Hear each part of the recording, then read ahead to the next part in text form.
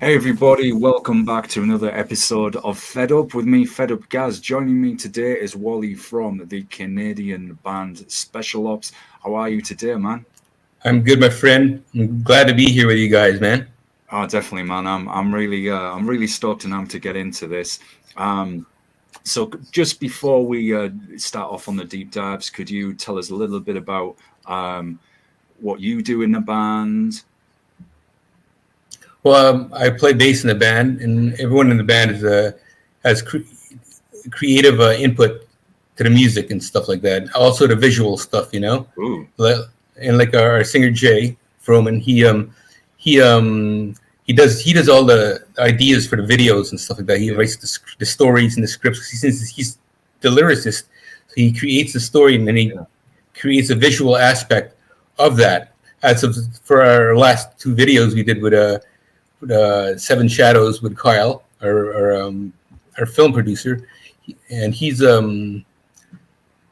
very creative filmmaker because he even has his own little short film like I mentioned to you earlier called Mystic Pines. yeah, So we in we put all the stuff like all the visual stuff that we wanted from the song into the video. So, but actually, we're doing a video album, which is like a movie. So, but like now we did the song called "Set Me Free," which is the part six. Because like actually, when we're filming this stuff in different various stages, it's not totally in order. So you're gonna yeah, kind of get it like the Star Wars saga kind of way. Like you'll get yeah, the six, four, and then it yeah, jumbles. Then once everything's put together, and we're gonna like to put a video album like with a DVD and stuff like that, with all the music and the video and the film to put everything together to tie the whole story in together with a video album. yeah. I mean, a lot of bands.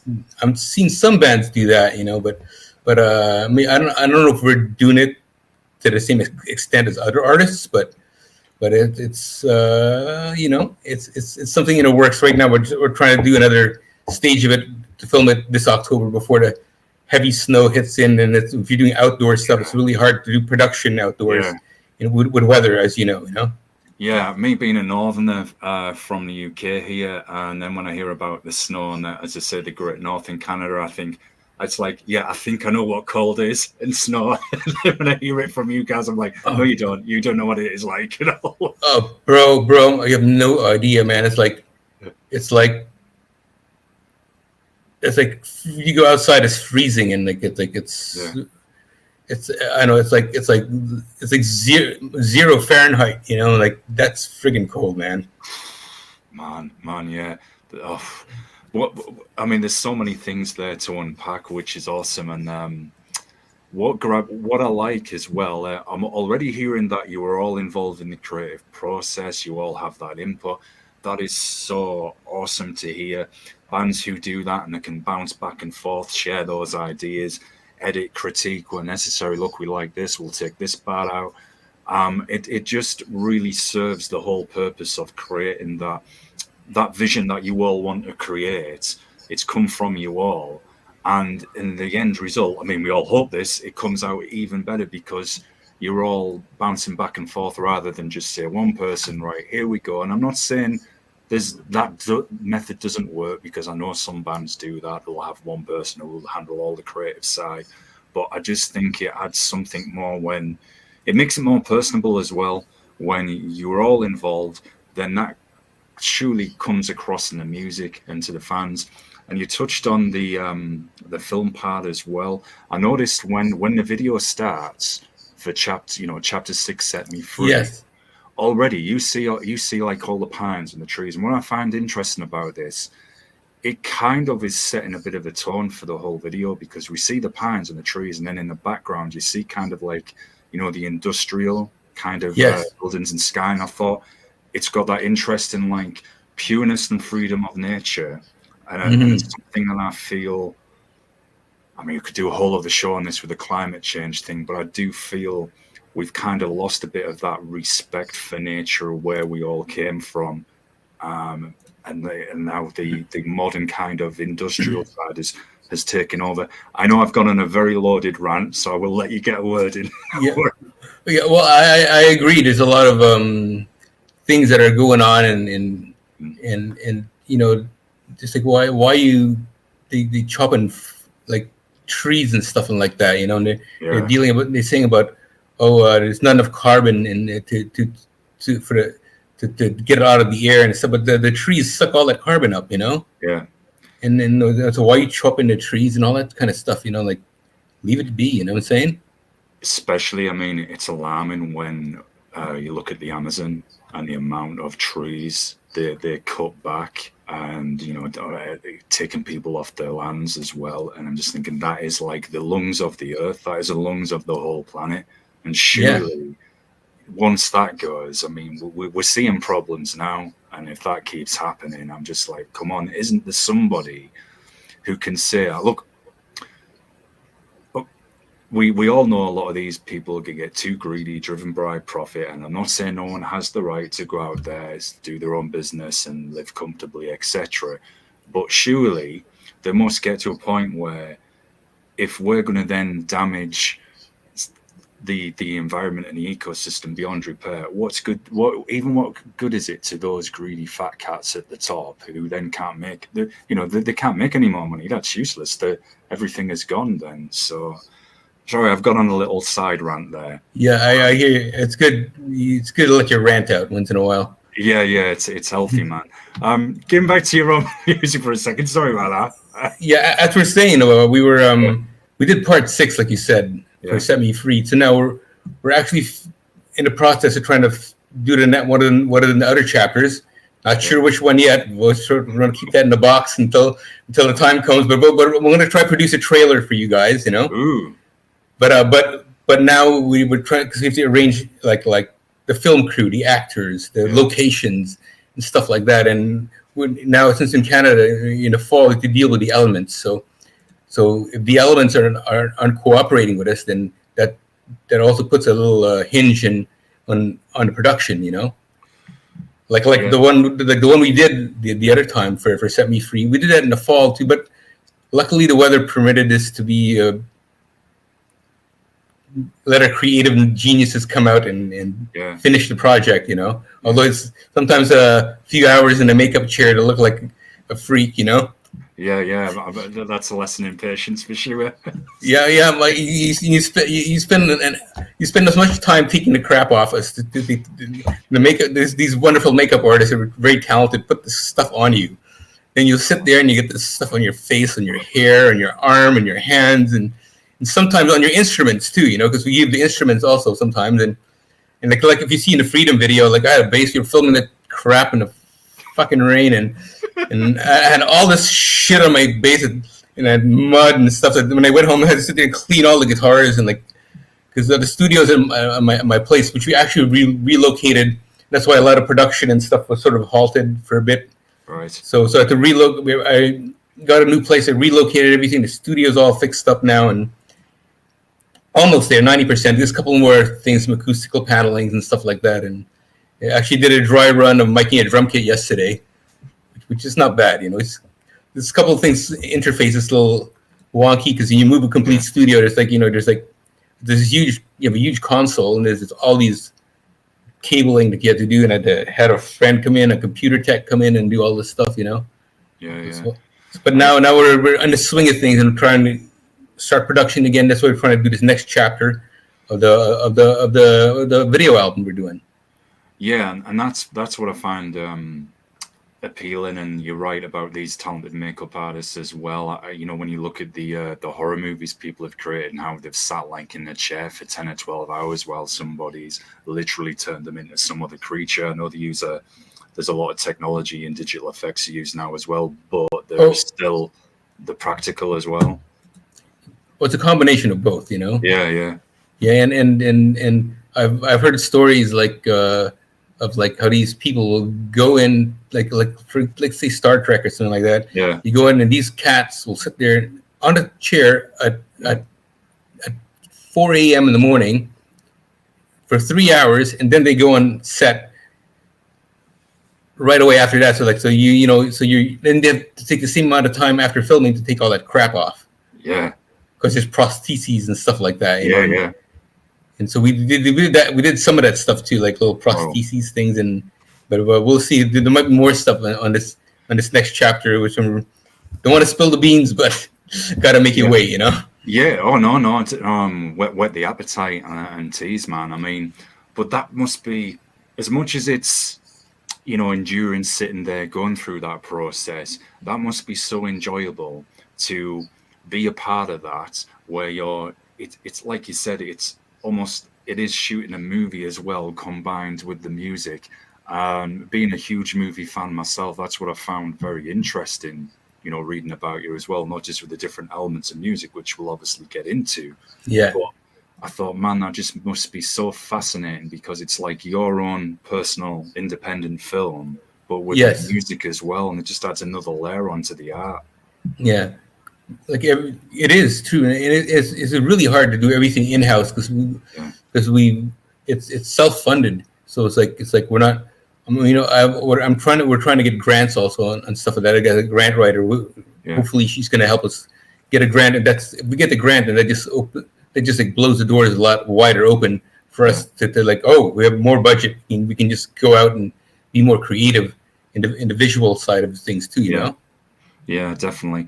And I like as well that you kind of, if you like your mission statement, I guess, is you're always evolving. That everything you do is going to be different. You're going to take it a step forward. You're going to challenge yourselves.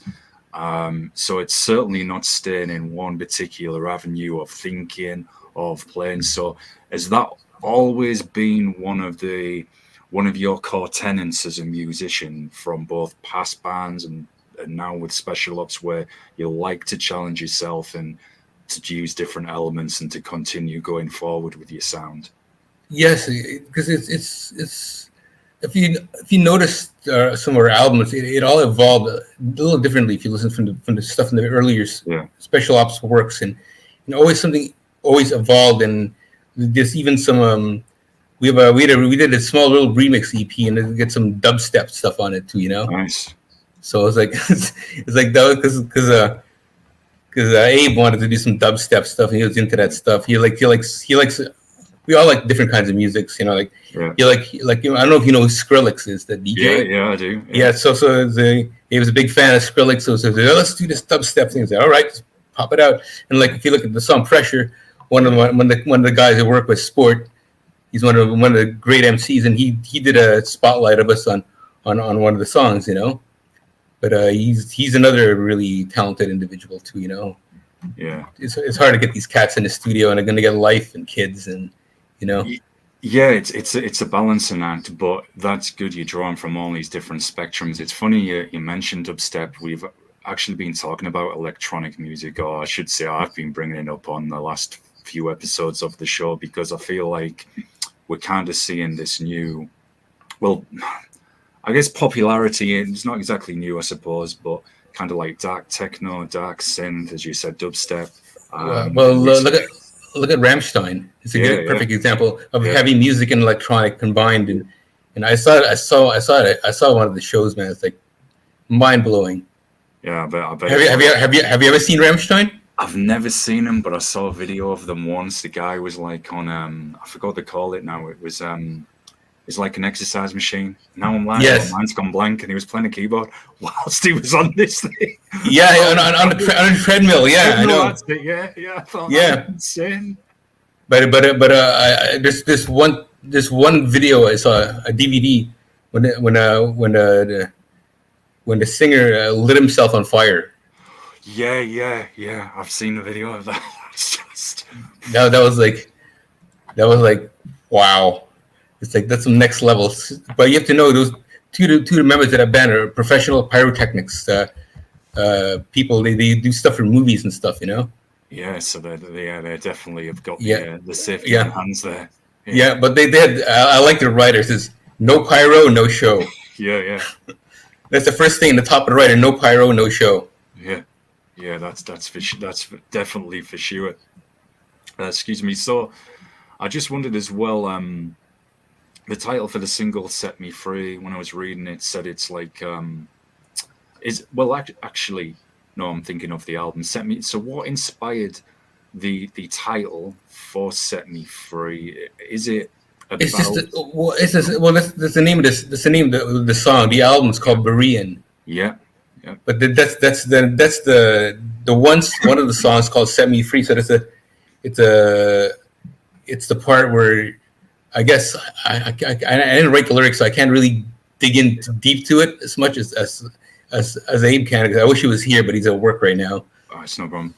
But it's like it's about like a I think from the beginning of the album, it's more like a rebirth of the band, you know, Yeah. from what it was. Although we've had different, how can you say,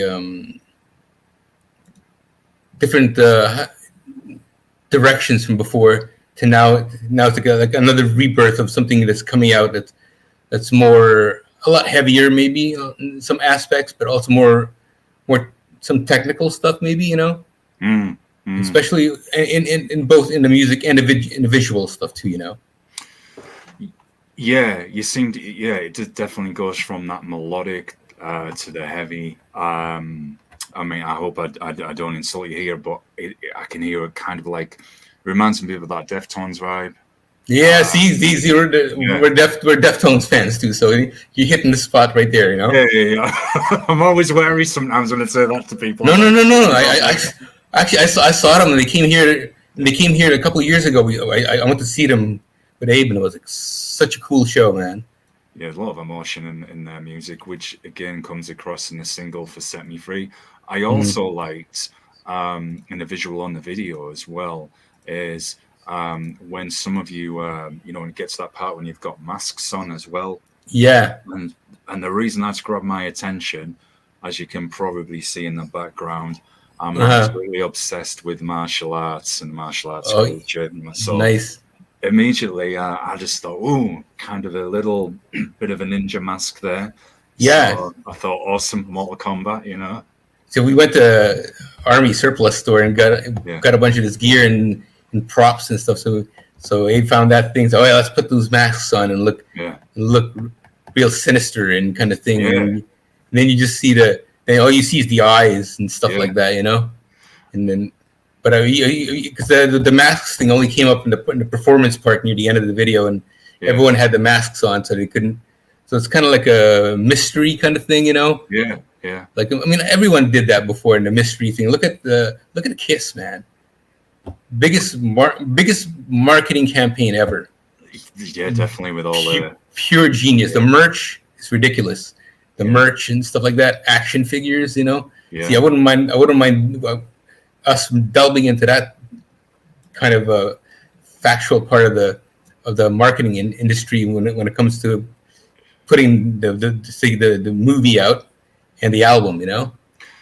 Yeah, I think I don't think there's any kind of limit you can put on marketing and what you can use to help the band. I mean, we've been chatting on the show a lot about how vinyl's become so popular, and then sadly the increased cost of that. But bands have been saying it's people have got that demand because they like to own it as like an extra piece of artwork. Because some aren't even listening to the vinyl; they've got it like displayed on the wall as an art piece. So you know, you're saying with action. Yeah, sorry, go on. But it's sonically much nicer to listen to vinyl because when I was like Tim, like I mentioned before, I was dabbling in the hip hop stuff in the '90s, and we pressed some vinyl, and then you know I have some vinyls here with some hip hop stuff I did, and it's really cool, and it translates much better. Like you hear all the frequencies much thicker and wider, and that stereophonic kind of vibe, that surround thing. It just, I think it just. Vinyl it just sounds more pure and thick, you know. I was just thinking that, and then you said it, especially for punk and hip hop music, it just adds to that rawness. It like is as if it maintains that kind of street feel where it came from as well. Just, if you listen to old like some punk records of like say like Suicidal Tendencies or something like that, you know. Or Bad Brains or something like that. You hear, if you put these records in, you hear the audio. It's like so much more. And not as it's warmer, but it's like it's punchier. Like digital. Don't get me wrong. Some digital stuff sounds good, but it's not. Will never compare to vinyl. Yeah. You know, I have a friend who did a jazz record, and and they did everything analog. No. The only processing they did is to make the MP3, Yeah. and everything was done to tape with microphones and like in a live, like a Blue Note setting, like a jazz setting, Yeah. like when you go to Apple and you set up the jazz band and the live room, they did it like that. So one day maybe we like to dabble into that stuff, going to tape and taping the stuff onto tape itself, Yeah. So when you're using these different elements of music, reading, new metal, hip hop, Mediterranean elements as well. Um, does it always kind of come down to which particular song that you're going to create and play, the vibe you're thinking, right, we'll use this kind of music, or is it really come from within? It's naturally how you're all feeling, and all of these just different elements come out from your musical backgrounds. Well, you let the song grow and become what it is, Yeah. and instead of sort of dictating, but it's good to let this, especially with the writing the lyrics and stuff, whether we'll be rapping the lyrics or singing the lyrics. Yeah. It just has to evolve on its own. Sure, there's some planning and some stuff like that, but it's always nice to let something organically grow and become what it is. Yeah. Yeah, I like that, and that goes with the theme of rebirth as well with the band. Like, something's birthed for the first time. It's new. It's matches the evolutionary concept. Is always going to be evolving and like create a new life for each song. So it's got that free spirit there. Yeah, exactly. Yeah, I totally feel that, man. I also like in the video as well. I'm going between both the music and the video because it goes so well. Is that part, in the video when there's like you see somebody in a forest. There's one of you guys has got the torch. He's going there, and you see like somebody like is eating a dismembered arm or something, and then the way, I mean, it's such a like homage to horror movies as well. The way then the figure turns around and you see like this monster's creature's face. Yeah. And that was really interesting. I thought, wow, I was all hooked in on like, as I said, the masks that you're wearing, and then the next the creature. I thought, wow, I didn't see this coming. So, well, it's funny because like I was chomping on a piece of octopus for that. Yeah, because I don't eat meat, so I had to get it, and as I saw that in the market, and I took a picture of it. That said, hey, you should use this instead, Yeah.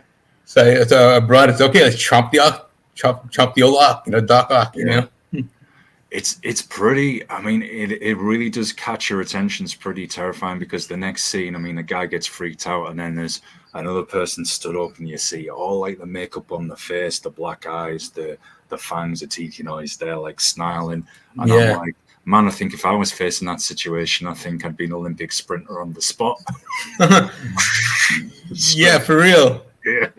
But it was fun. We were jumping in the lake, filming some of this stuff, and like I don't know if you saw the part of the video there where he's kind of like walking on water, with this stage, a platform, and then he's sort of pseudo submerge it so he can walk across the plane, kind of thing, Yeah, it's all like film tricks, Yeah, well, again, that just hooked me in with being like such a movie fan as well. Regularly off-topic area on this show, we always end up chatting about movies. But I thought the kind of look of the effects on you all, it was like a mix of kind of, the Predator movies with a bit of The Walking Dead and zombies, like that put together, as if either there's something otherworldly is in that forest, but it's very primal as well. Yes. So it's a very interesting look, I thought. And then, as you said, you've got at the end, it's nice you were mentioning like the mystery vibe, because I feel it kind of keeps that mystery. It goes with the heavier parts as well. I mean, there's an amusing scene where there's like one guy comes up out of the water. I think it's a cigarette. He's got like his hands like on the creature's head. He's like Yeah. trying to fight him off, and I Yeah, mean, that's our singer Abe. So he's sitting there like he's trying to escape in a rubber dinghy, and then yeah, this zombie pops up, and then he freaks out and he grabs his head like, "Get away from yeah, me," kind of thing. yeah. You know? I think with horror themed music and even films as well, especially films, you still have to have that little bit of humor, that little bit of comedy, those moments just to break it up a bit. And that scene made me giggle. So that was Yeah, I know. Actually, we were talking about making us some blooper reels. I was calling Hetty, one of the other guitar players, because you got a lot of stuff in your phone, right? He goes, yes, I do. It's good. We'll try to make some blooper reels, and I'll send it to Carl and make him edit some stuff together. And there's a lot. It's a lot of funny stuff going on sometimes behind the scenes, you know. So yeah, especially that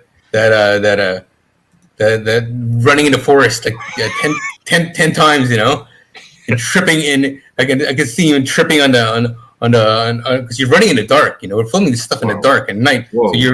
So you sometimes you'll bound to trip on something, you know.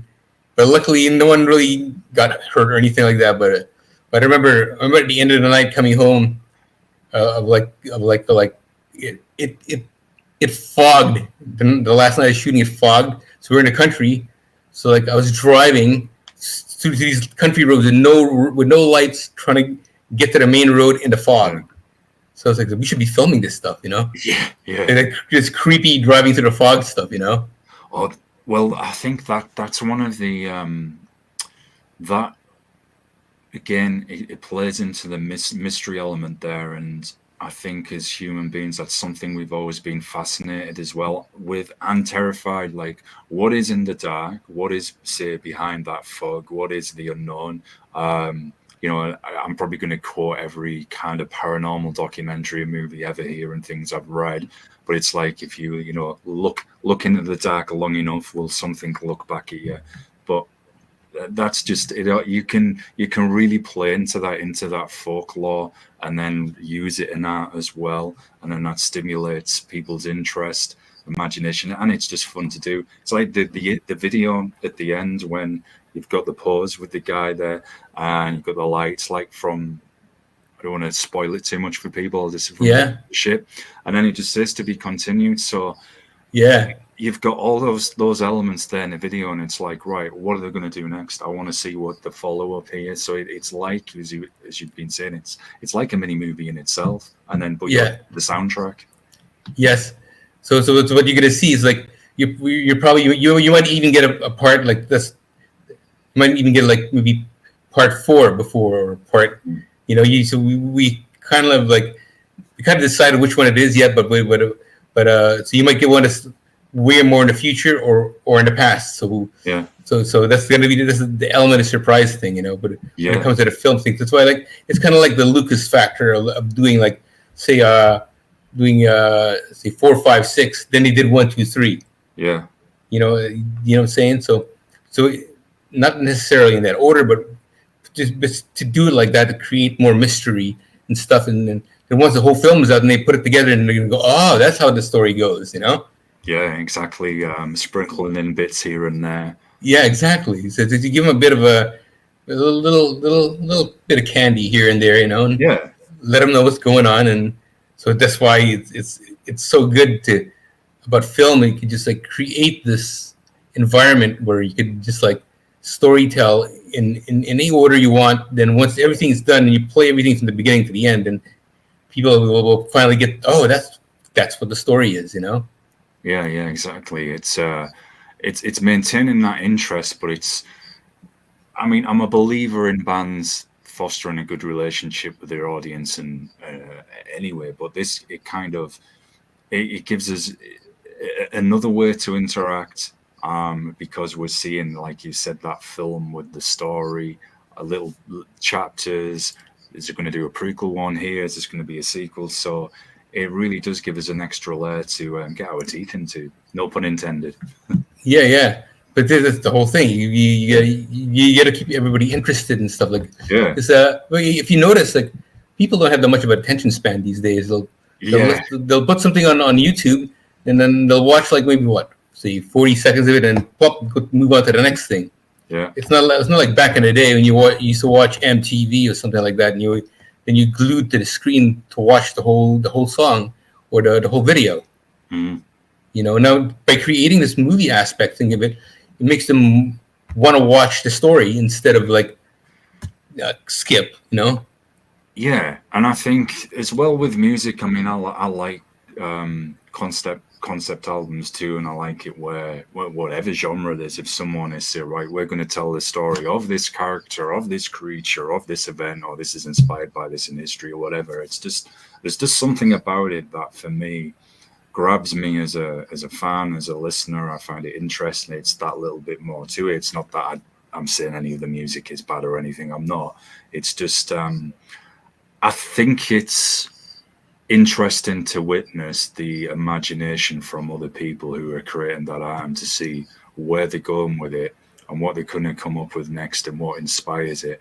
And I find that interesting, which is why I enjoy doing deep dives about it here with guests such as yourself.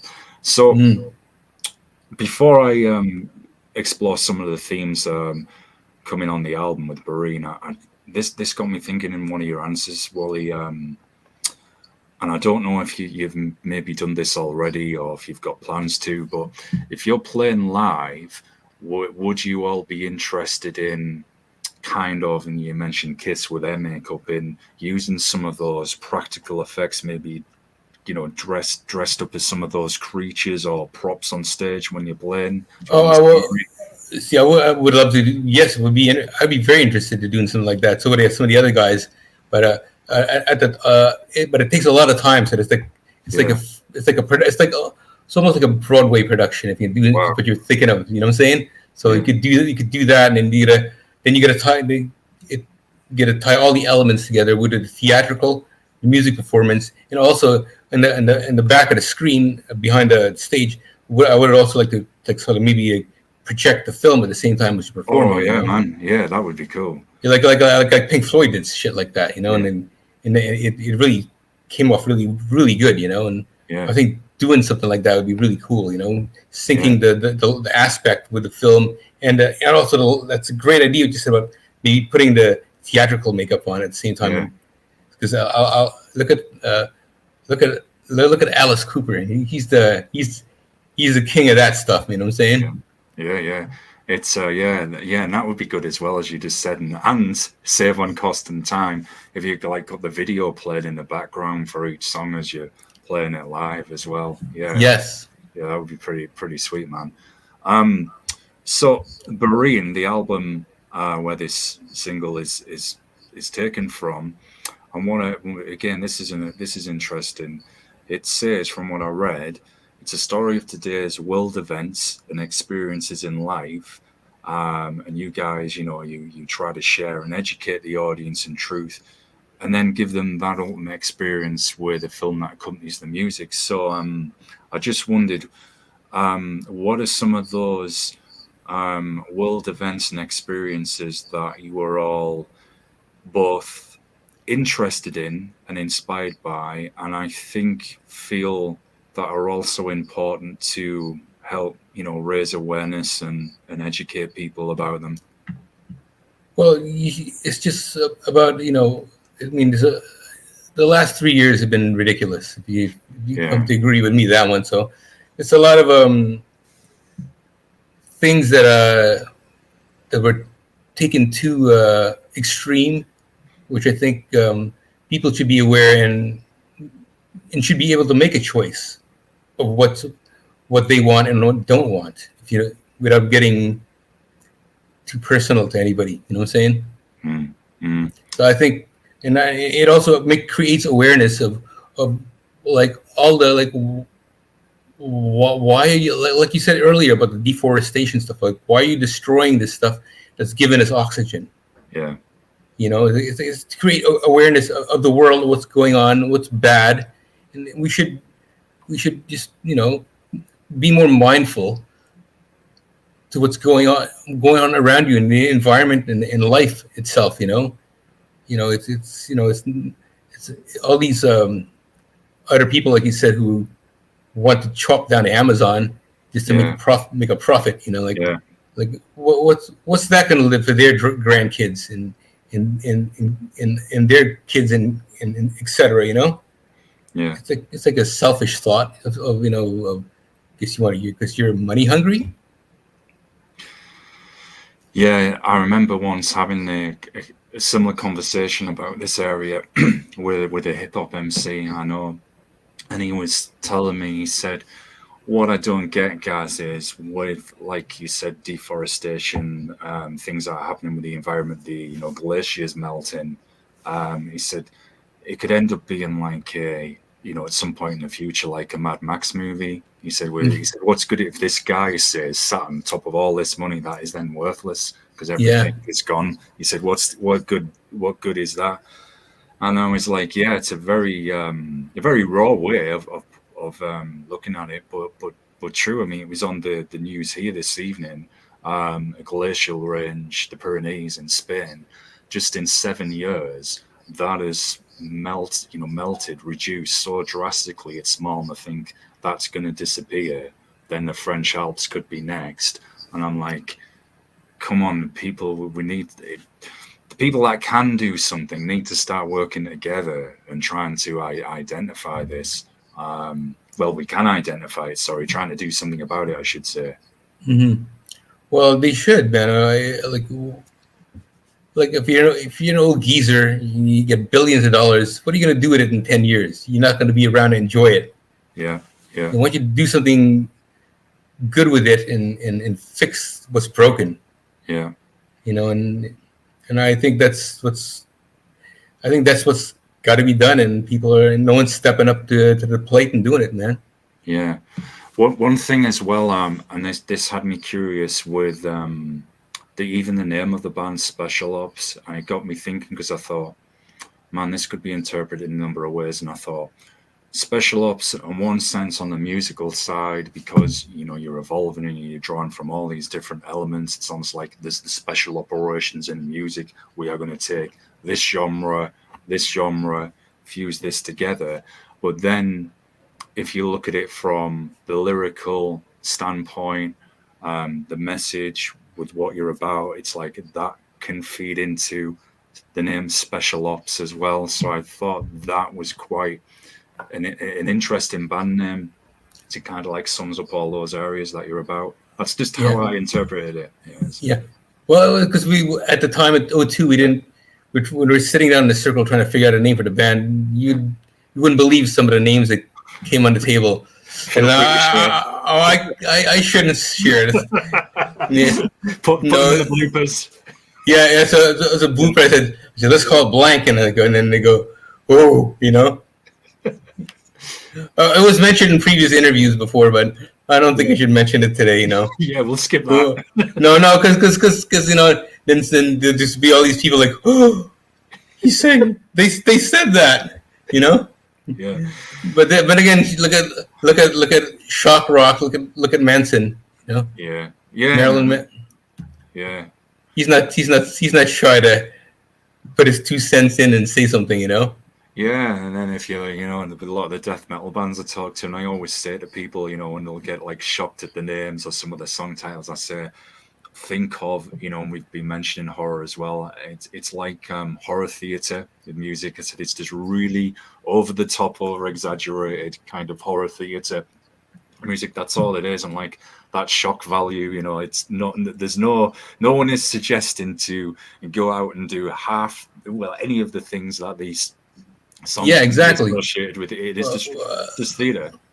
Well, look at Slayer lyrics, for example. Yeah, exactly. Or even Merciful Fate. Yeah.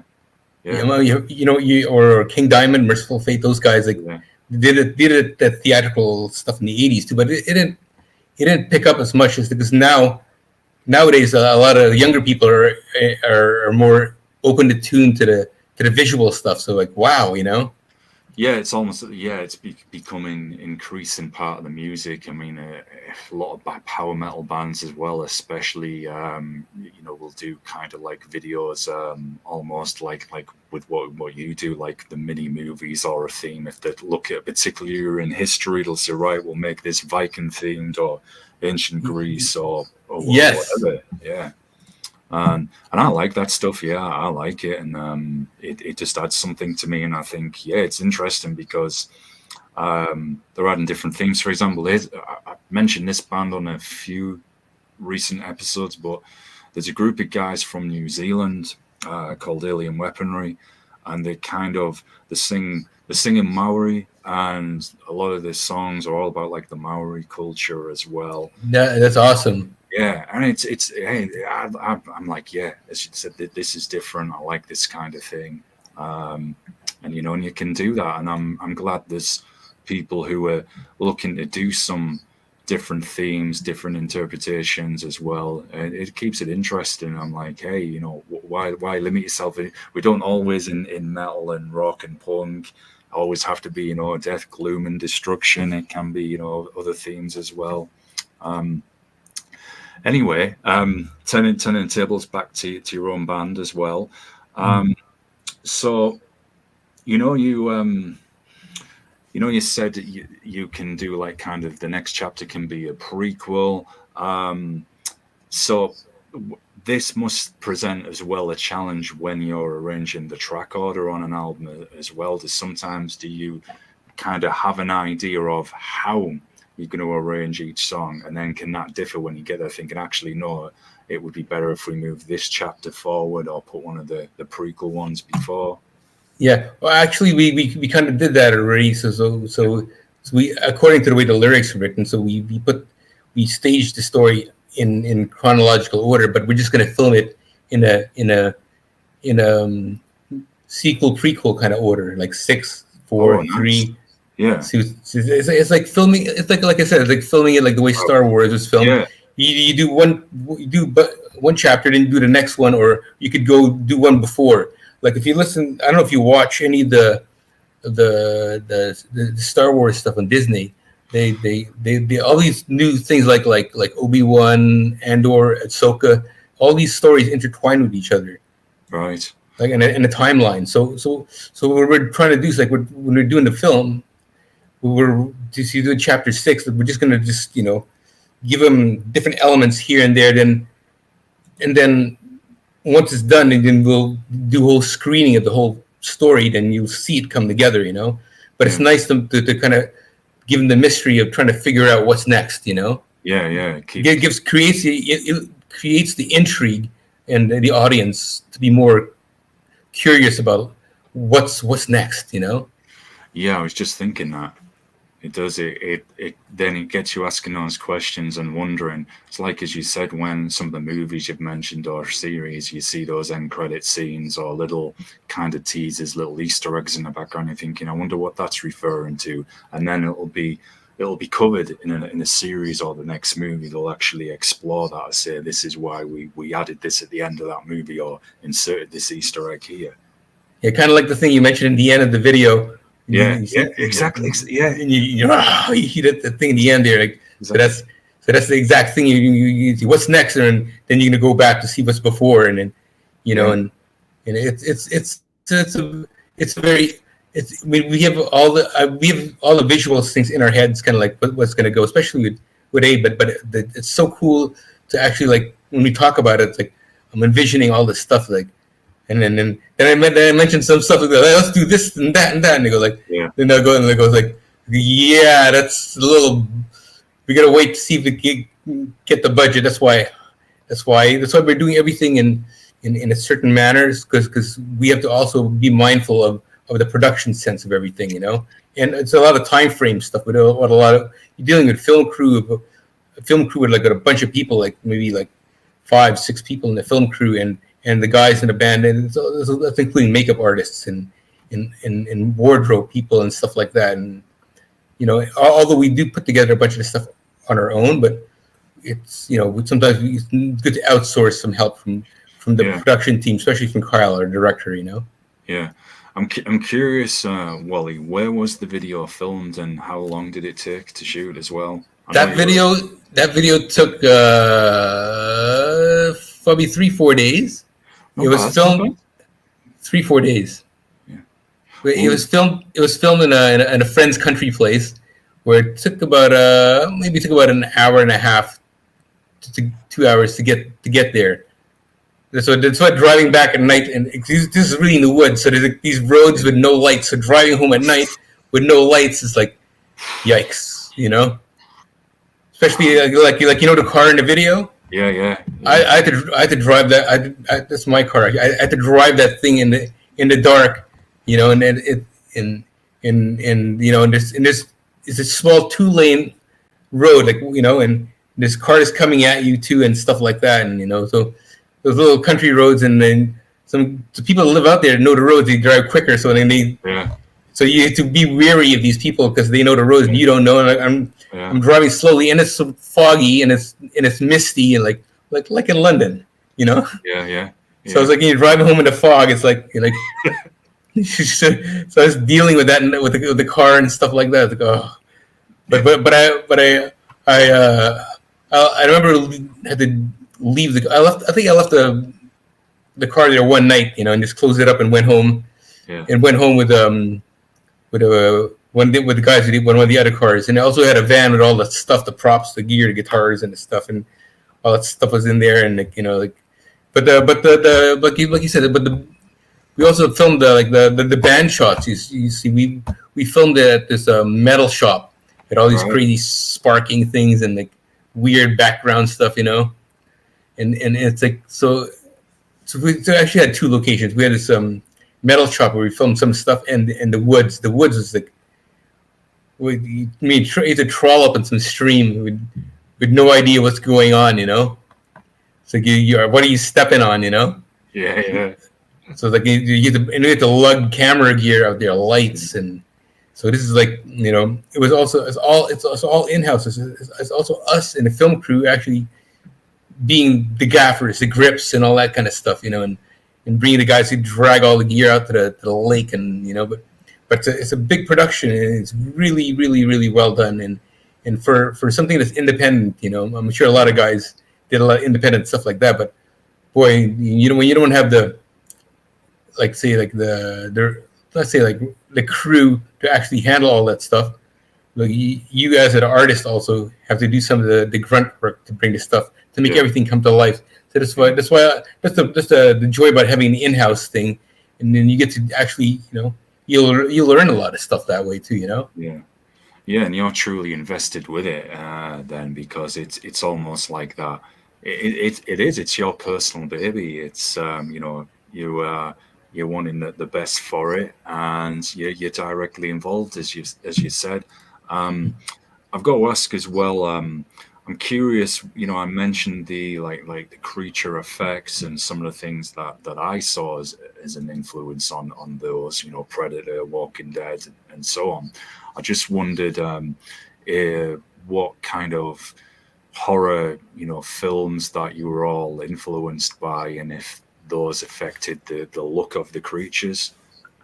Well, yeah, like you said, anything, the Predator and any of the horror genres, you know. Froman, he's the singer. He's more of the horror DVD guy. So, but I'm the sci-fi guy, you know. Hey, nothing wrong with that. I love. Yeah, that's why I like the Star Wars, Star Trek kind of stuff like that. And like you said, the Predator stuff is really incredible. For when that came out, that makeup on the actual Predator himself, that was really well done for that time, you know. Yeah. For all them, it's also animatronics to go with it, everything, you know. So for us, any of those horror sci-fi things that come together with it, like that's why if you get a chance to go check out that Mystic Pines thing, definitely you'll see what I'm talking about. Where some of that came from the influence of the film director and from our singer Froman, who actually wrote a lot of the scripting for the video, you know. Yeah. And that's just mind blowing when I read some of the stuff. Like, I go, so we're gonna do this? Like, all right on. Yeah. You know, he goes, yeah, man. So now he's ironing out some stuff for the last thing. Obviously before I logged in, I was on the phone with him, like trying to get him to come down, but he just finished work and he's doing renovations too. So it's like I let him. I guess, come on down. So I can't. I want to come down. So okay, he booked some stuff. So I'll handle it, whatever, you know. But he still. ironing out the stuff for the next video. So I'm trying to get him to finish that stuff. Hopefully this October we'll be able to do some filming. Yeah, you'll have to let me know when that video drops, man. I'll definitely keep a watch. I'm already curious to see what you come up with. Well, you're on my email list, so I'm gonna. So if something new comes up, I'll drop you. Hey, here's a link. Check this out. Tell me what you think. Give me some feedback. Oh, it'd be awesome, man. Yeah. You've got like I said, you've got me curious already. So with you drawing from all these, I try my best job possible here. So sorry if I get this incorrect for the music. But with you drawing from all of these different genres and elements, and I know you mentioned, Wally, that you're all from different backgrounds in music. So, and I did mention this earlier about things just coming naturally. I'm just curious. Are there any areas within music of any kind that you haven't tapped into yet, or you guys have sat down and thought, right, for the next chapter, say on our next album, a follow-up, let's tap into this kind of music? We haven't done that yet. I just wondered with you, we've all been very broad. We sort of discussed it, but if you listen to a lot of the old stuff before, we morphed into stuff like a bit of like jazz, maybe some ska or calypso kind of stuff. Because it'll be like we have some songs on the Infidel album where the song "Pressure" came out. One of the songs there has this. It's still metal, but it has this like calypso vibe in one of the songs, and you don't. And then you hear it there, and it pops out on top of the hip hop stuff. It's on top of that stuff too. So it just creates a blend of different stuff, like jazz, reggae, soul, and all that kind of stuff, and especially hip hop, because Froman, he likes to rap and likes to sing. So sometimes it's gonna be a singing vibe or gonna be a rap vibe, and we'll experiment and we'll go one way and I'll go the other way, Yeah, and I mean, as a hip hop head as well, that definitely just hits all the right areas for me. It's like I even enjoy those. I haven't listened to this cat for a while. He was an independent MC. I think he did drop an album possibly in 2018. I think he was from Guatemala originally, and he went by the name Cyclone. And he did a lot of his themes, spirituality, conscious hip hop, Aztec Mayan culture, even going into the sci-fi realms was the ancient civilizations on Mars at one point, all of these different kind of elements. And I was like, man, this is different. And I like that, if, like we've been saying with music, if people do something a bit different, take some different themes. I listen to Lost Children of Babylon a lot, Razalallah, sorry, and all those cats, as they kind of hit on all these different areas. So I think, hip hop as well, and it just gives you such a versatile platform that can be incorporated across many different genres of music. Yes, I agree. Because if you look at like you're saying, a lot of the cultural stuff like that with the hip hop artists in Guatemala, like look at Sepultura, how they dug into that whole roots, bloody roots thing they did for that record, and how I heard an interview with them, and they were saying, like Max said, the labels were saying, why do you want to do this stuff, and then they couldn't see the concept and the vision of it, because it's not only it's tribal, but it's also heavy, Yeah. So when you get that kind of element pumping in the music, and it also creates a blending of styles, which creates something brand new and so how can I say, a more what's the right word I'm looking for? Evolutionary, should I say? Yeah, it is.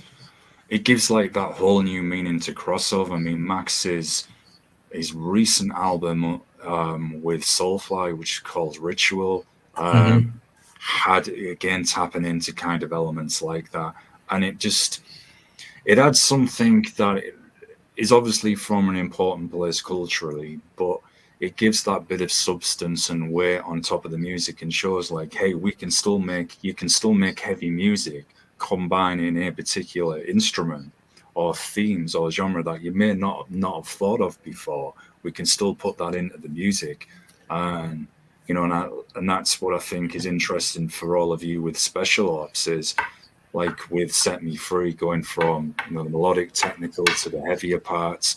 Yeah. It comes across in the vocals as well, not just the instruments. And that must surely, as musicians and people with that creative mindset, just keep it interesting for you. You don't get bored or remain stagnant then. Oh yeah, that's the whole point. You just got to make it different. Yeah. The whole idea is to make people go like, "What? Yeah. Did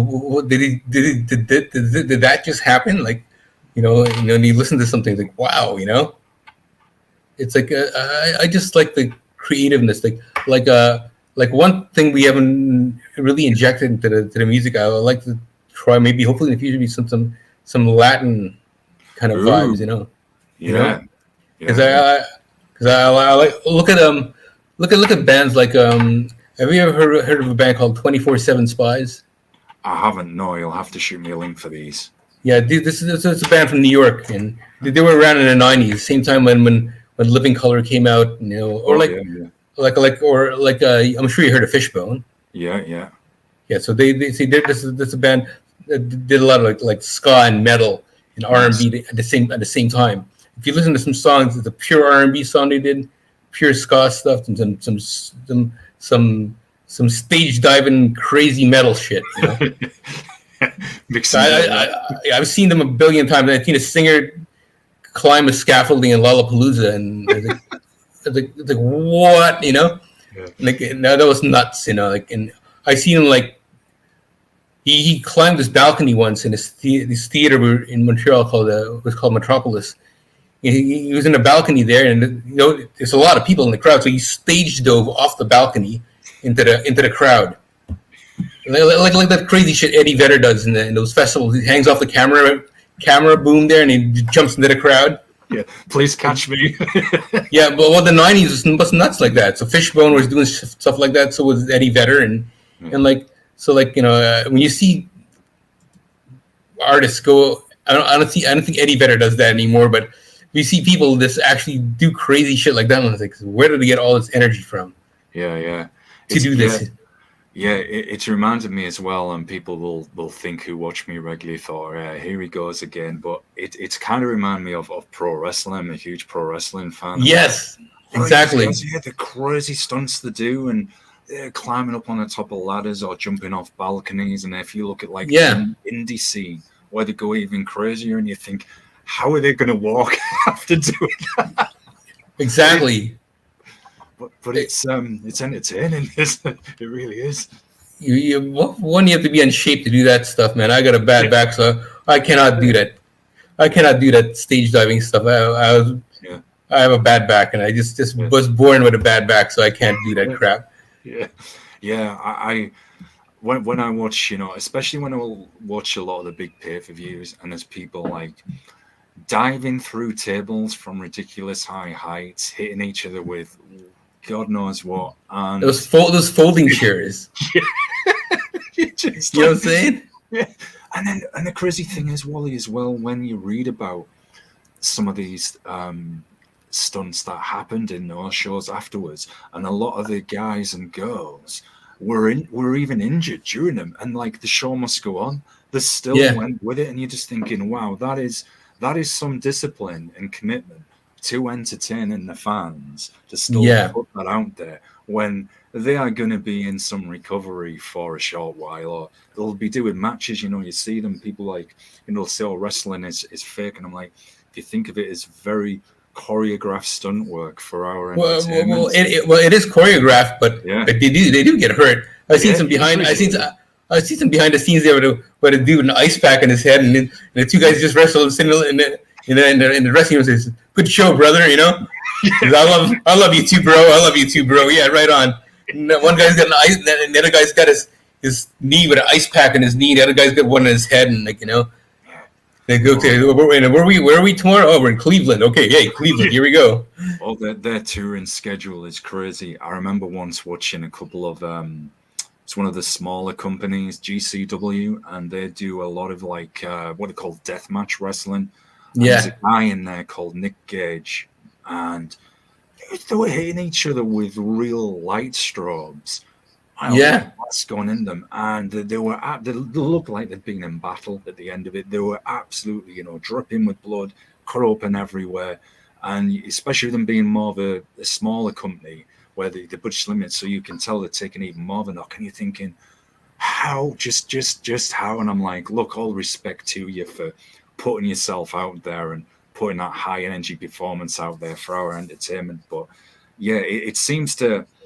I guess it's a very long-winded way of saying it seems to have that parallel with metal as well, with all of that stage dive and that kind of energy and interaction, which is why I'm not surprised there's so many metalheads in wrestling. yeah. I tell you one thing. I went to Slayer show with a buddy of mine, Yeah, and I don't know. I lost him because you know how a Slayer show is, and you're watching the stuff on the floor, you just disappear, and and when they play the Angel, you've been in a mosh pit before. yeah, You yeah, stand on the edge of the mosh pit, and then you can just sort of push the people back into the pit. yeah. When Slayer plays Angel of Death, the whole floor became a mosh pit.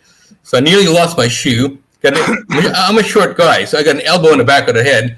And I saw my friend after the show. We had and the lights all came on, and the end of the show, I found him. He's coming up to me with a black eye. He says, "What happened to you?"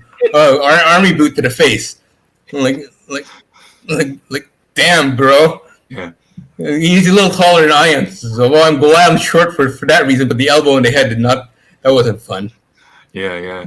It's and what's funny, like we were saying with the wrestling as well, the wrestlers will be like, yeah, nice bro, see you at the next one at the end of like one of those shows again in metal. It's all right. Oh, that was great. See you on the next one. And Yeah, people outside of those scenes like just look at us like, you guys are crazy. Just it's all part of the fun.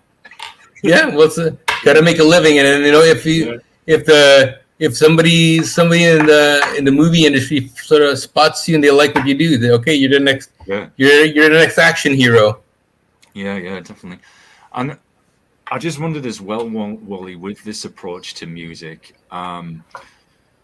do you think that helps you as a band stand out amongst the crowd with incorporating all these elements and then utilizing the filmmaking as well? Because now, and I don't mean this I guess it can be a bit of a double-edged sword. I guess with technology, it's great how it can be fantastic for the promotion, but now we have literally so many bands, many. It's hard to keep up on them all. So I just wonder, do you think the qualities that you embody just helps you stand out, offers something a little unique?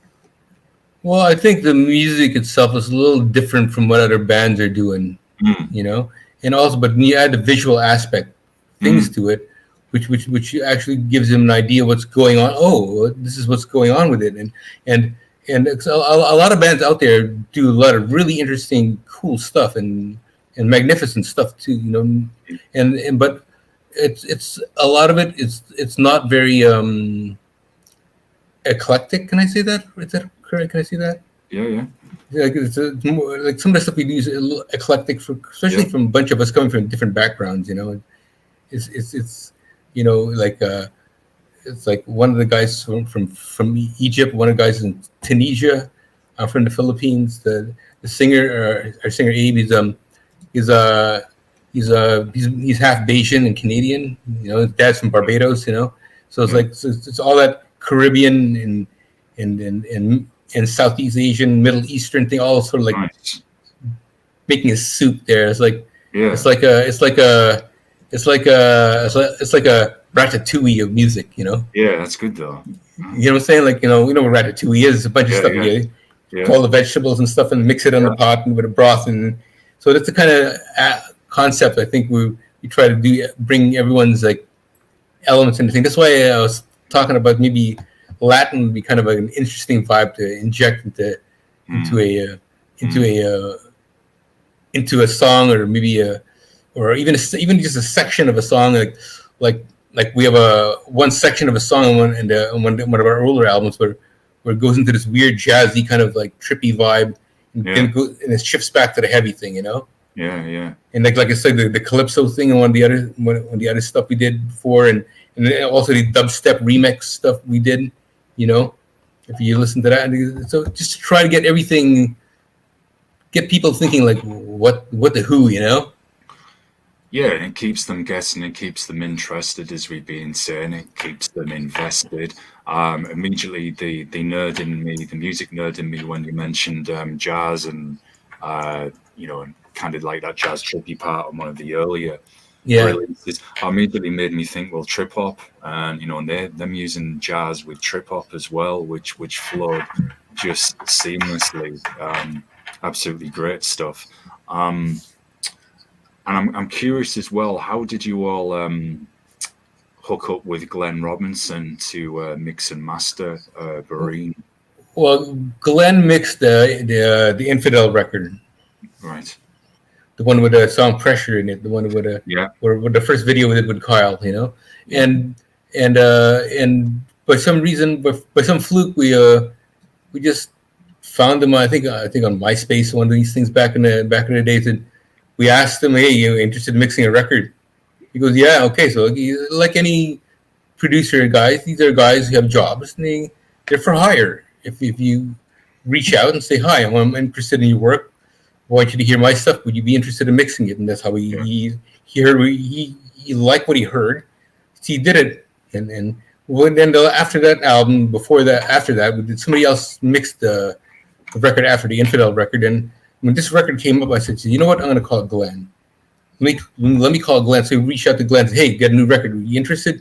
So we brought him some of the rough mixes that I did myself in the studio, because this is kind of like where we want to go. But I need you to take it to the next level for the mixing stuff. I can mix a record, but but I'd rather have a real mixture do it, and with some heavier skill set than I am. I'm not.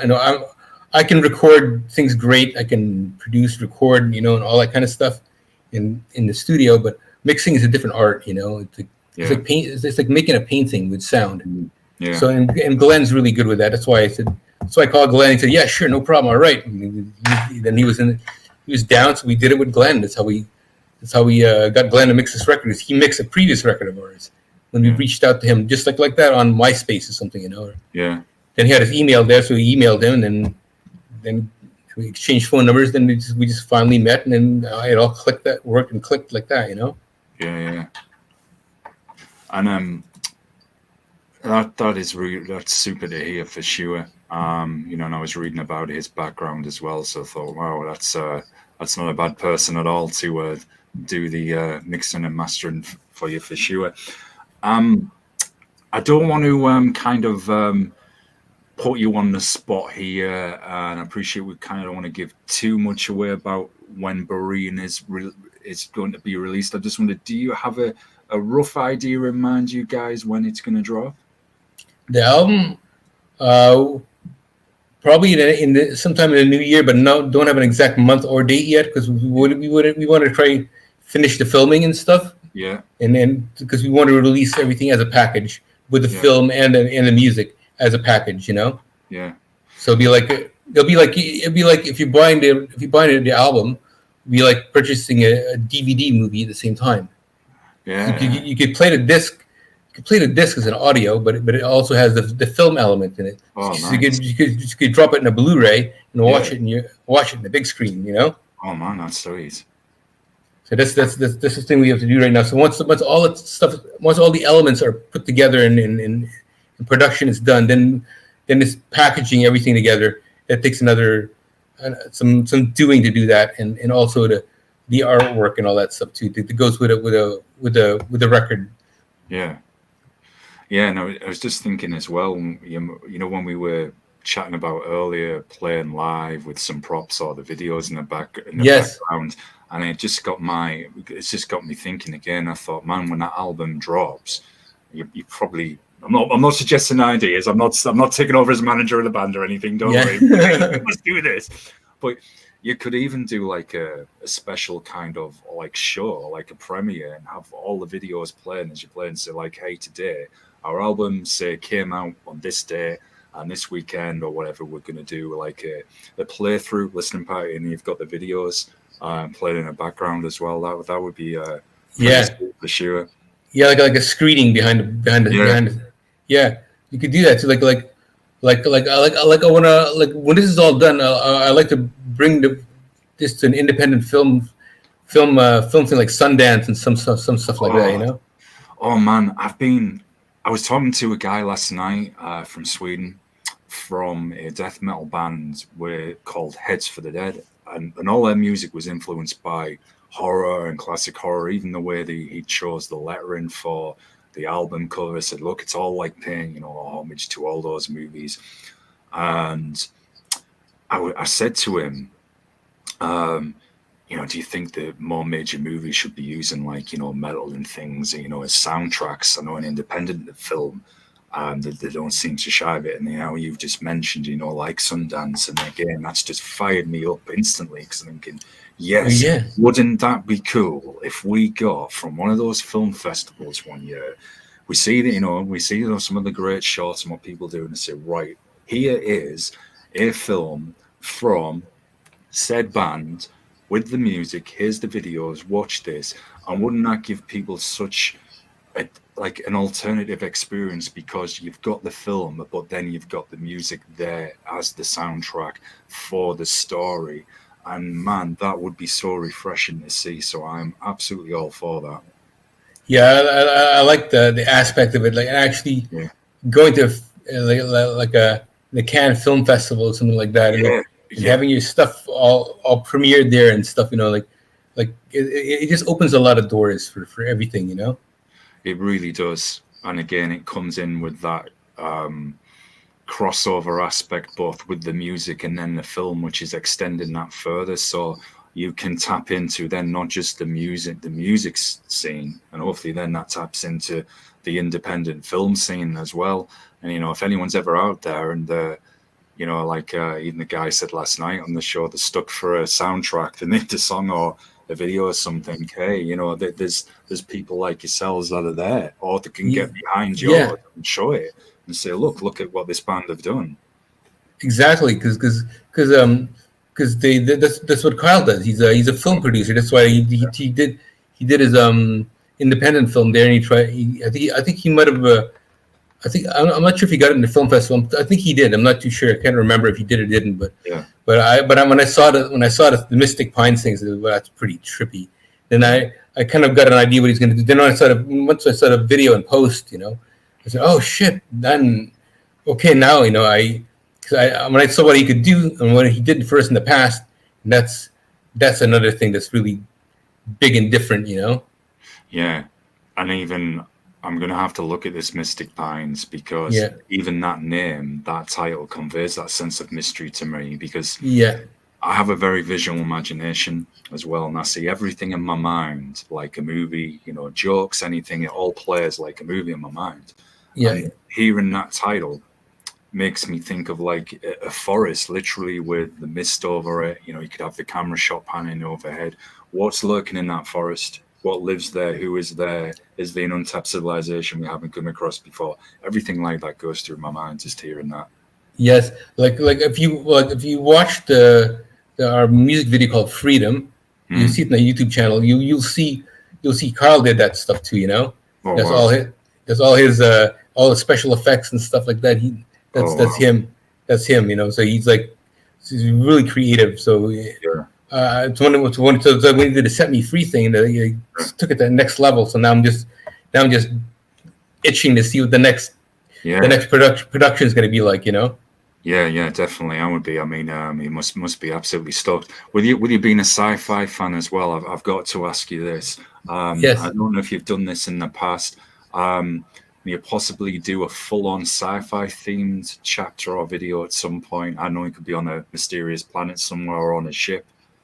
Yeah, that's an idea. Mm. I would like. See, I'm a Star Trek nerd. So when you say that stuff to me, I'm like, oh hey, I'm game. Yeah, I'm yeah, game. yeah, yeah. And with sci-fi as well, it's one of those other genres where people often think, well, sci-fi is always futuristic. Well, yes and no, because you can still get like that sci fantasy, and then there is a name for it and I've forgotten. It's kind of like ancient civilizations, but in the future. There is a special name and now I forget. But it's so versatile as well.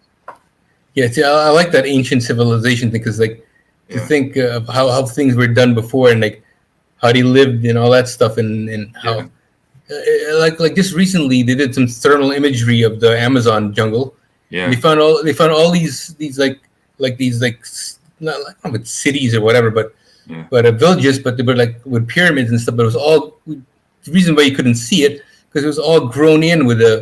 the foliage in the jungle. So they did this thermal imaging with from a satellite, and they took these pictures, and like there were all these like cities and like civilizations that used to be there that got buried in jungle. Yeah, and this is what I find fascinating as well with history, because now with the technology, we're finding like through thermal imaging all these Hmm. really old civilizations that perhaps people thought didn't exist, or that like Or human history is far yeah, older than what we thought. exactly. Yeah. And then it's got that, as we said, with a mystery theme. Then it's like, okay, so who built this? Who was around? How did they live? What they were doing? What was the culture? I mean, I found things all over the world that even under the water in the ocean, absolutely, stupidly old, thousands and thousands and thousands of years old. And I just Yeah, found that stuff so interesting. there's some stuff I heard they found in the ocean near Portugal, Yeah, and yeah, I don't know if you remember. I don't know if you heard of that one, but it was yeah, like this. It was this road, like this stone cobble road. It yeah. was in the ocean, and like I'm like, what the, you know? Yeah, yeah, exactly. It's like, well, what was going on? And there's that structure in Turkey. I'm gonna butcher the name Gobli Tepe, or I know I've butchered it, and it's some really ancient kind of group. Hold on, I'll see if that's. No problem. Um, Okay, I'll bump it off for now. Don't worry about it. okay, Just ignore the ringing. someone wants It's, shit. I'll let you get going in a moment. no, it's okay. It's okay. I can call him back. It's my audio engineer who's the sound tech that insulates the room with all the acoustical paneling and stuff. You know. Yeah, yeah, But that's my boy. Because I called him this morning, he threw his back out, and then I couldn't come last week. So it's okay. Never mind. Call me when you're good. And now it's him calling. He's good. All right, so I'll call him back in a bit. yeah, yeah. But I'm surprised by none of the phones rang or anything like that. Like my cell phone didn't. Hey. Got another guest. Yeah, no, he's yeah. So, anyways, but give me 2 seconds. Let that finish. We put it. Try to muffle it with some paper there. Yeah, so keeping everything authentic and raw, folks. Yeah, yeah. Well, life in the studio never ends. It keeps going, you know. I've text. Like I said, we just moved the studio and the whole production house into a new place, and so this is the cat that's hooking up the recording studio part of it, you know.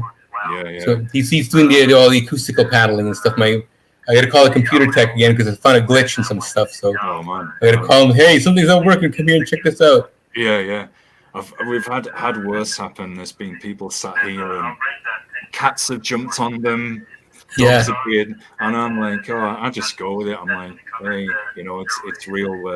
We're sat here talking in our various respective places, so it can happen. I really appreciate your concentration here. You've got me, and then Yeah. this is a funny moment on this show.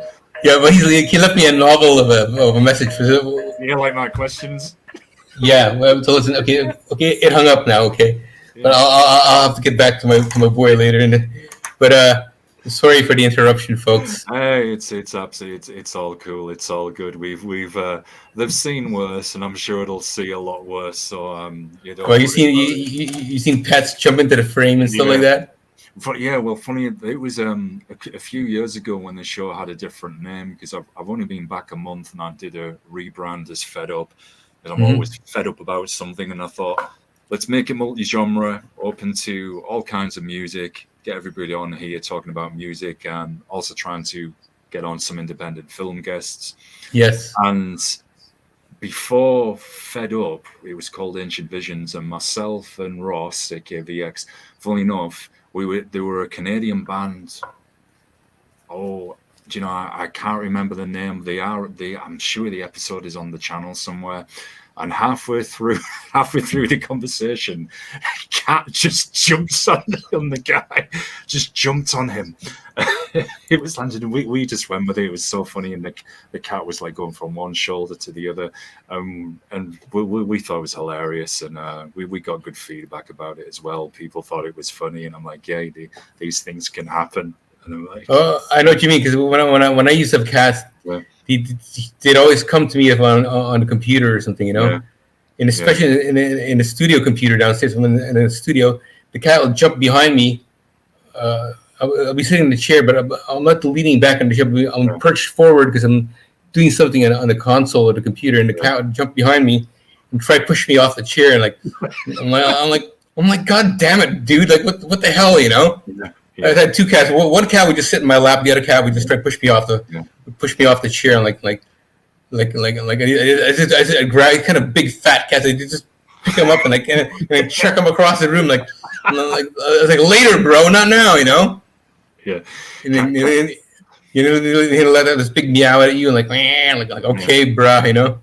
They're so funny. They are so funny. I had a cat a few years ago before he passed, and he was he always wanted his attention and his fuss and everything, really nice natured. But if the volume on the TV went past a certain level and he was sleeping, oh boy, would he let you know he wasn't happy about that.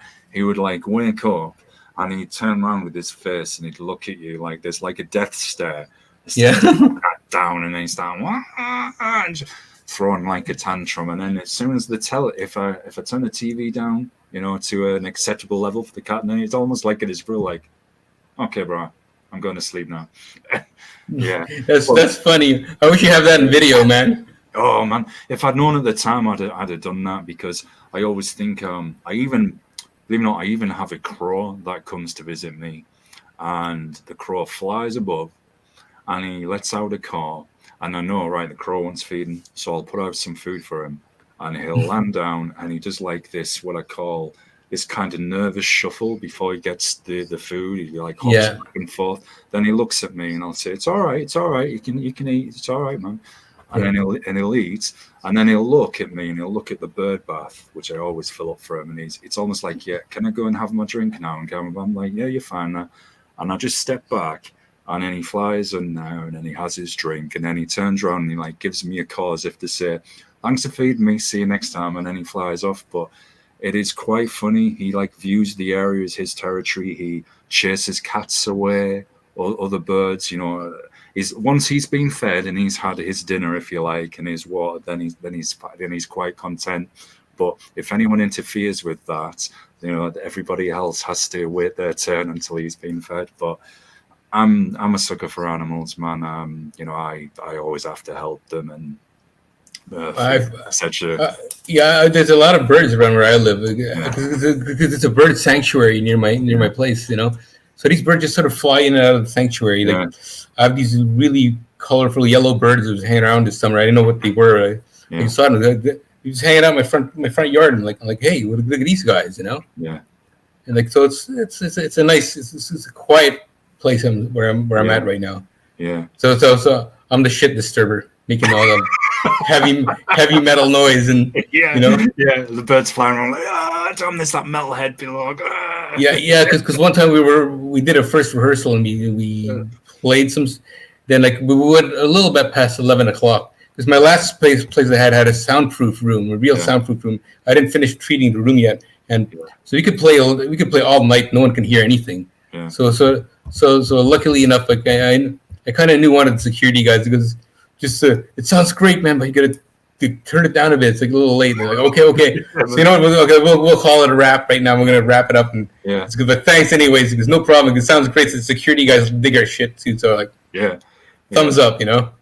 I'm getting this sense, Wally, as I've been talking to you, that you've got this really nice, close knit community around you, and not just within the band, with the production staff, with people that you work with. And do you think that this helped maintain the longevity of the band, and then also help foster that nice creative close kind of relationship in terms of bringing the art to life? That's really coming across like that warm relationship you have with everyone. Well, yeah, because we have like Kyle's. He's friends. He's friends with the band too. So it's like Yeah. we're all like friends. So it's like we're helping each other out, kind of thing. Do some stuff. I play in different bands too, and we do all of in everything also in house. Yeah. So it's it's pretty cool because I did a lot of reggae stuff too, Nice. and some production stuff. I'll send you some links of some songs. Oh, yeah. I did some production with. I'll email you a link later on. Thank you. Yeah. And then so we did some stuff like this, and then it was all like just doing different kinds of music is always fun. Yeah. I played in a ska band for a while too, we're like a 12-piece ska band. It's like, Oh, nice. dude, it's like when you have like a dozen guys on stage, like you're just stuck in one corner next to the drummer. But that was pleasant. Yeah, I'm just stuck on playing bass next one corner next to the drummer, and then you have all the horn guys and the keyboard guys and the percussionists, and there's three different singers and and guitar guys at the same time too, and keyboard players, and so like that's eventuality of playing in a ska band. Yeah. You're from England, so I'm sure you know Yeah. the specials. Oh, And yeah, the Specials, yeah, and there's one of the newer bands as well, the Skints from London, who Yeah. they're pretty cool as well. I've seen them live a few times, and they're an interesting one. The guy does a bit of the Cockney rhyming rap, obviously the ska and the reggae vibes as well, and I mean reggae is massive here as well. Yeah, like the put out an album not too recently, The Selector. Yeah, the Selector, yeah. Yeah, Pauline Black. She's an amazing singer. Yeah. Oh man, dig that. I even like when you get someone like the Raga Rasta MCs, and I like that kind of flow when they use that with hip hop as well. Yes. Pretty cool. All that stuff, man. I've got my favorites in music, Wally, which is metal, punk, hardcore, and hip hop is kind of my base. Yeah. There's so much other stuff I like as well. That's my favorite. But I'm a music nerd. Like all like the hip hop stuff, man. Yeah. I like nothing like '90s hip hop. You know what I'm saying? Yeah, the boom bap and the underground, where that sound is still there, and conscious hip hop especially. Man, who was I just thinking that cat I was listening to? It's from the West Coast. Escapes me. Damn, I'll remember as soon as we're done. Sometimes my mind goes blank, especially when I'm thinking of other music, and then I'm like, Yeah. let's do this. And then literally after the show, I'll be like, oh yeah, this was the person. And then, Yeah, exactly. yeah. Like there's some things I'm trying to figure out. Like what? Can't get the name out. And, Yeah. all of a sudden, boink. Yeah, that was it. Chino XL from the West Coast. I think he's from New York originally, but he's on the West Coast now. And then Killer Priest, he's pretty cool. Like very. Yeah, I heard of Killer Priest. Yeah, oh man, I love his stuff. Very like conscious hip hop focused. It's got that nice bit of. It's got like that meaningful quality with the lyrics there. Which, Yes. And then, as you said, with the '90s sound, the boom bap, which definitely has like the rawness as well. And it's funny, man. It's like heavy in its own right. As I often say, people and a lot of guests have been saying this. It's you can still have heavy music that isn't metal. It can be heavy in a different way. Oh yeah. Yeah, and you find when people like. When you get, I'm not saying all, but some metalheads were like, "Oh, it's not metal, so I won't listen to that." And you'll show them this other music, and like as we said, one of the other heavy genres, they'll be like, "Man, that's actually pretty good. That's pretty raw." I'm like, "Yeah, it's just a different form of heaviness." It's just, Yes. Well, that's what like I mentioned, Fishbone. That's like yeah, a band that does really heavy metal songs, Yeah. but they do soul, ska, R&B, Yeah. and weird shit too. You know, yeah, like almost in the borderline of Frank Zappa ish kind of stuff. You know. yeah. It's like Massive Attack as well, you Yeah. know, Well Known Hmm. Short Crew, because they use so many different layers in their music as well. And I'm like as we were saying, I think before we started the show off air, and I was saying you were like people who think outside the box, who bring in different layers, different elements thinking, and you might think, well, how would that work? How could someone do that? Yeah, as you said with some of the people you've mentioned, yeah, they seem to be able to pull it off, and I'm all for it. I'm like, yeah, it works, do it, why not? Yeah, I'll send you some links to some of the bands that I mentioned, like from that, like 24/7 Spies, and like Yeah, yeah, you'll see how they blend heaviness with soul and it just yeah, and reggae too, you know. yeah, yeah, Uh, but you'll see it's like it's a lot of artists out there, and it's like to just not heard of. This is one band out of England. They play reggae and they play heavy. They're called Ratted. I don't know if you ever heard of them. They're from I think they're from England. Ratted was that? Yeah, Ratted. All It's right, these. okay, I gotta try to find the links for it somewhere. okay, yeah, But my a reggae artist friend of mine, he showed me he showed me this thing. He's like, look, they play heavy music, but there's also reggae at the same time. And yeah. I'm like what? So I'm Oh, I like, got what? it, yeah. So for me, it intrigued me right away. So that's crazy stuff, man. Yeah, yeah, because we have here. Well, it's not just here; it's everywhere. It's like a subgenre of drum and bass, which is more well, they call it kind of ragga, I suppose, and it's kind Yeah. of like taking reggae and then the more like ragga style of flowing, mixing it with drum and bass music. And I guess it can put it in simple terms, and I'm not really doing it justice. It's almost like um, reggae with the speed like just increased 2,000%. But Yeah. yeah, it kind of it works, and you can get a lot of MCs will do that in hip hop or other electronic forms of music. Here they'll flow over it, but with that Rastafarian kind of style, and you know, man, it just starts. I'm Well, again something different. yeah. Well, Bad Brains is the perfect example of Yeah, what you described. They yeah, do reggae shit. They'll break down this really hardcore stuff and then come back to the reggae stuff. yeah. I tell you, man. There was one band, you know, they're no longer active, and the funny thing is, they were from a place where you kind of wouldn't expect this sound to come from. They were from Eastern Europe. They were called Blues Breaker, and they mixed blues music with hardcore. And you thought, well, how the hell would this work? Just with the tempo and the speed. And Yeah. sometimes it was just like using the riffs, kind of a blues intro, then going into hardcore, or halfway Hmm. through a song, they would then break down into like a full-on blues solo, blues part. The vocals Yeah. remained hardcore.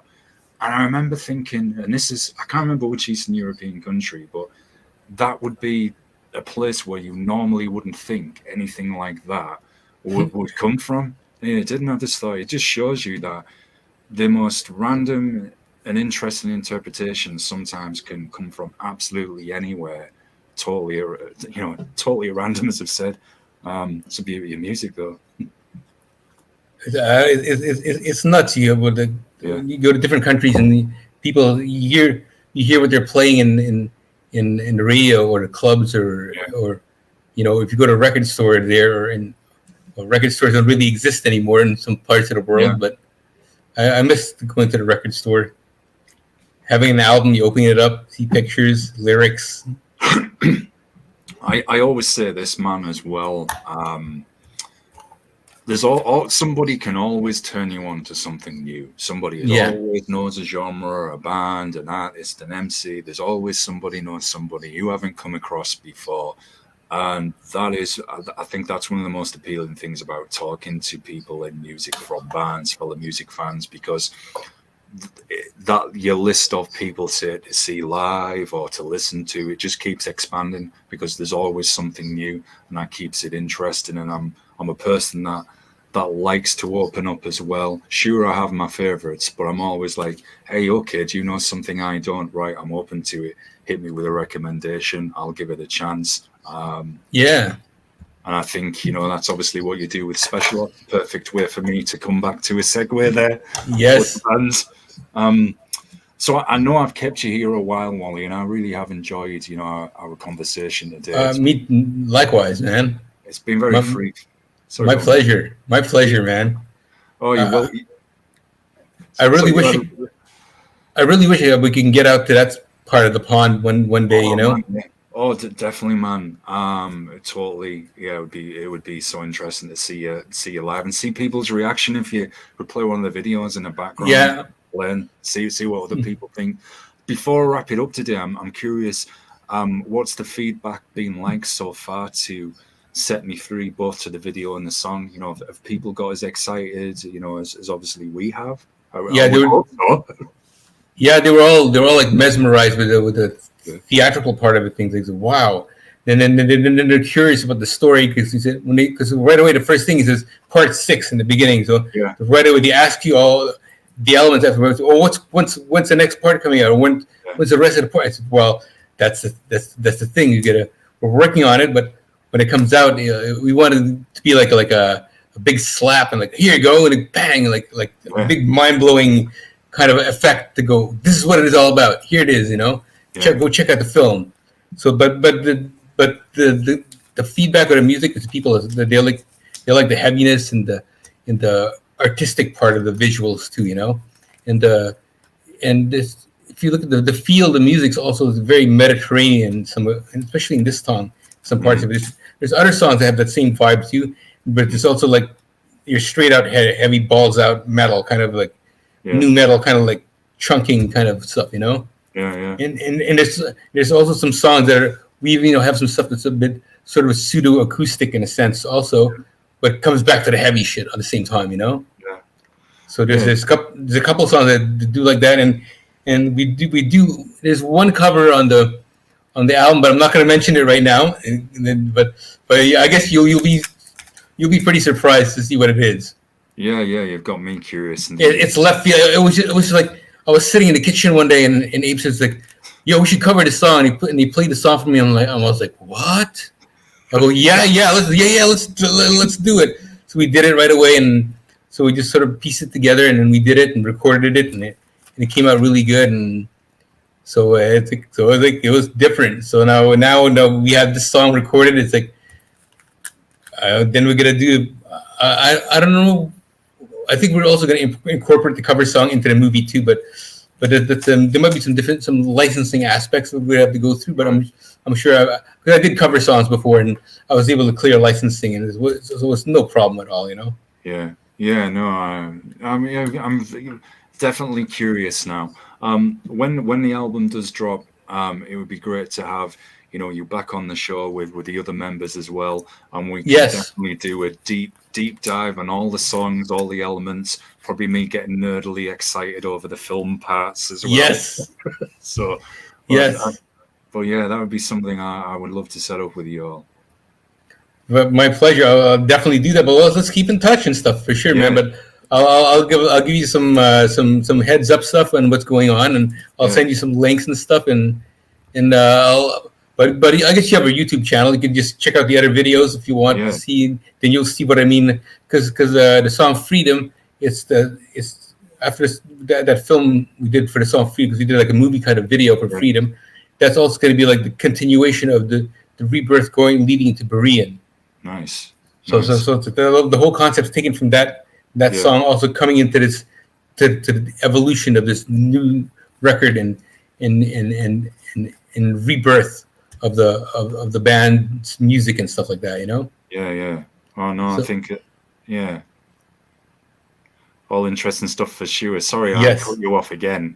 Sorry about that. no problem. That's the thing. So that's why I was encouraging you to go watch the video.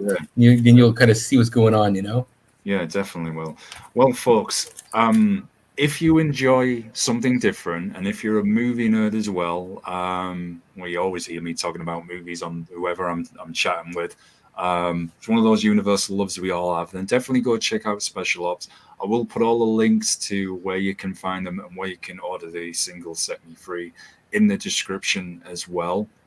I do want to thank Wally for chatting with me today. It's been super interesting, man, and it's been good to nerd with you as well. And Yes.